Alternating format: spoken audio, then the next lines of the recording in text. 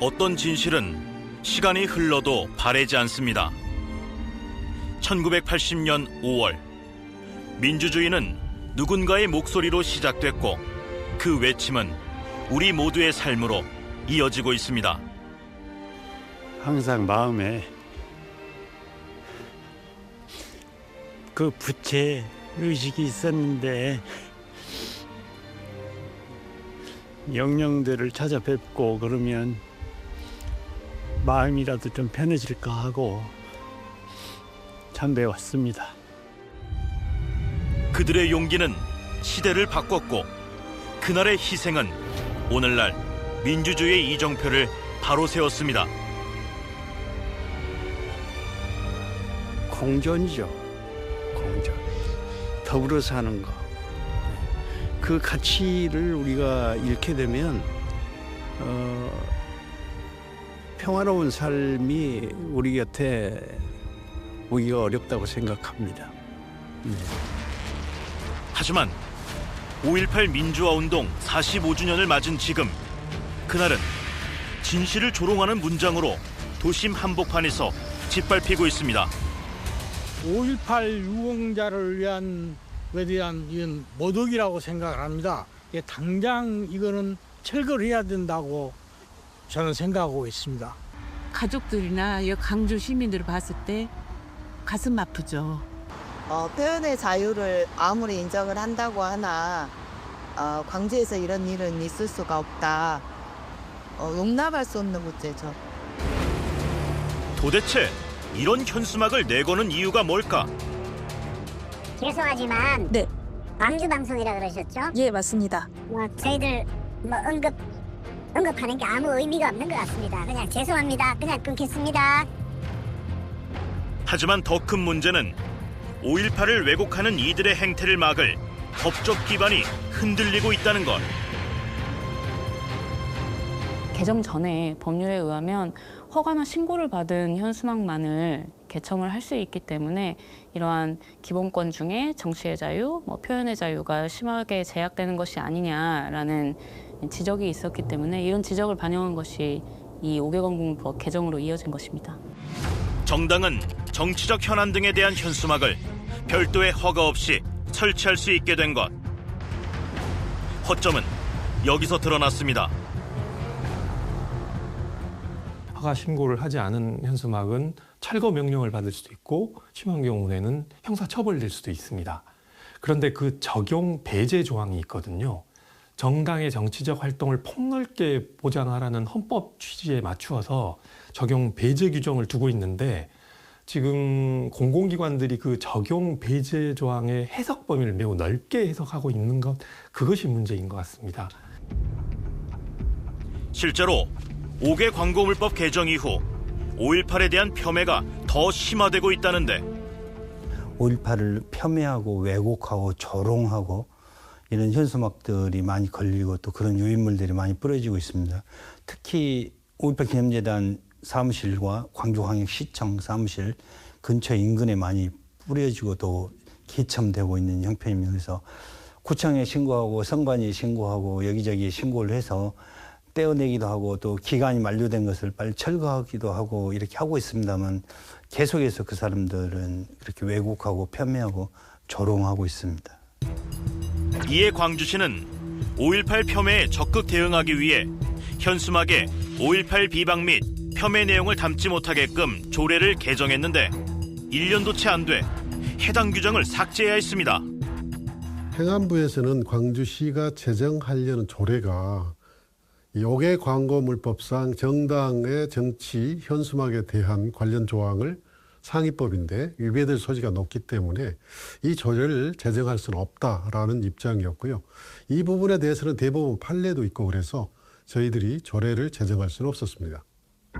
의회는 5개 광고물법, 5.18 특별법 등 현행법에 허점이 너무 많다는 입장.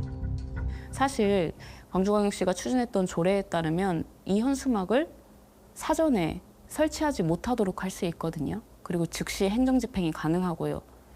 그런데 이 조례를 개정을 하면서 행안부 요구에 의해서 개정을 하면서 결과적으로는 이런 역사 왜곡 현수막을 발견하더라도 즉시에 철거할 수 없게 되는 것이고, 이 역사 왜곡 처벌법에 의해서 처벌을 한다고 해서 실은 이 불법 현수막 사라지지 않거든요. 또 걸면 됩니다.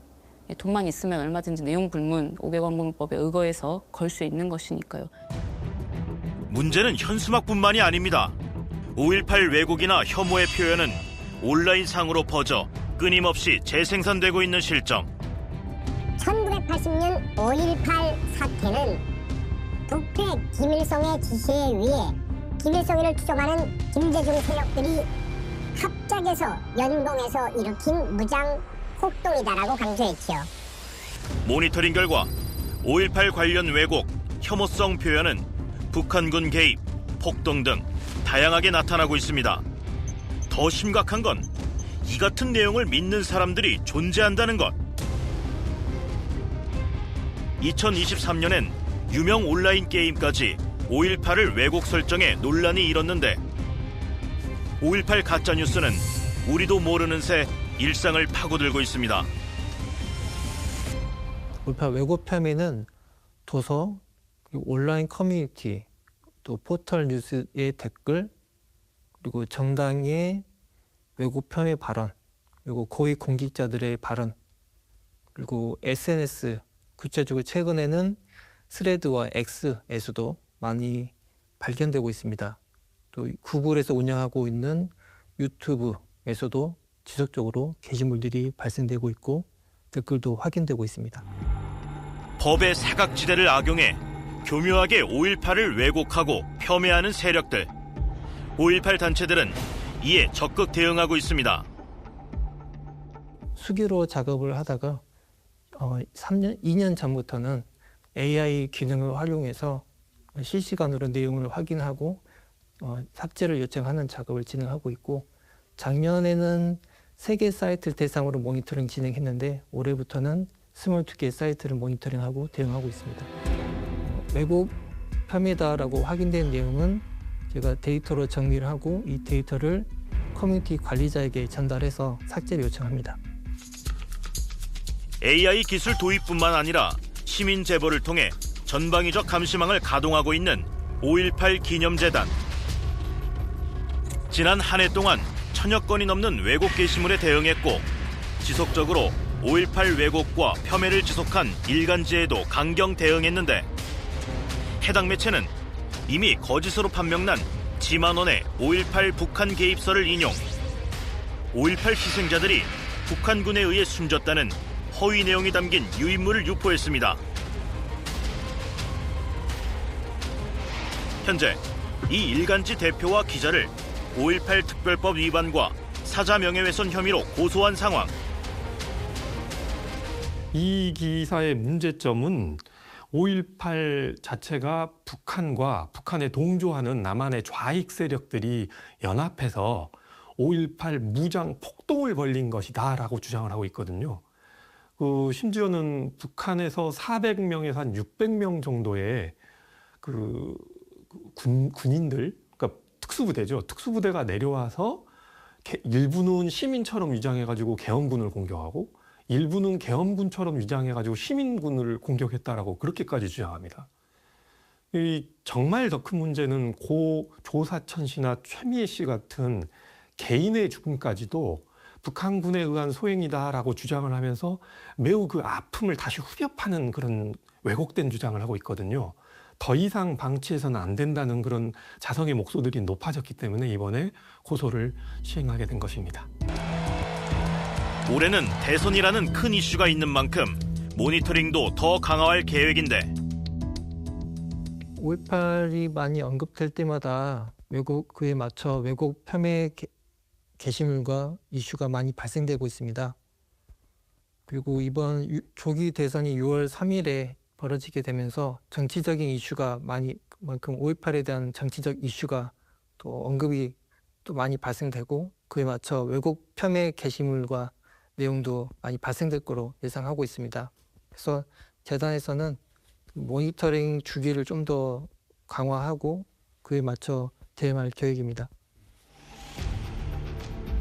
조회수 수십만, 좋아요 수만 개. 하지만 그 안에 담긴 건 1980년 5월 광주의 진실을 짓밟는 날조와 왜곡뿐입니다. 5월 광주를 지키기 위해 올바른 역사를 후대에 물려주기 위해 이젠 선처보다 엄중한 처벌이 필요합니다. 신속 대응 시스템을 좀 만들었으면 좋겠습니다. 불법 현수막이라고 하더라도 불법이 접수되고 실제 철거되기까지 그 시간 동안은 노출이 되는 것이고 그 불법 현수막을 개첨한 사람의 입장에서는 목적을 달성하는 거거든요. 그래서 신속히 이 현수막을 철거할 수 있는 대응 시스템이 좀 마련돼야 한다라는 생각 가지고 있습니다. 왜곡하고 폄훼하는 사람을 저희가 고발하고 고소했을 때 즉시 경찰과 검찰에서 수사를 하고 그들 재판을 회부하고 또 유죄 판결을 내리는 것이라고 생각합니다. 그래서 법률적 단죄야말로 가장 강력한 무기라고 생각합니다. 진실은 침묵 속에 잊히고 왜곡은 그 틈을 비집고 자라납니다. 기억을 지키는 일, 정의를 세우는 일, 민주주의를 누리며 오늘을 살아가는 우리가 마땅히 해내야 할 몫입니다.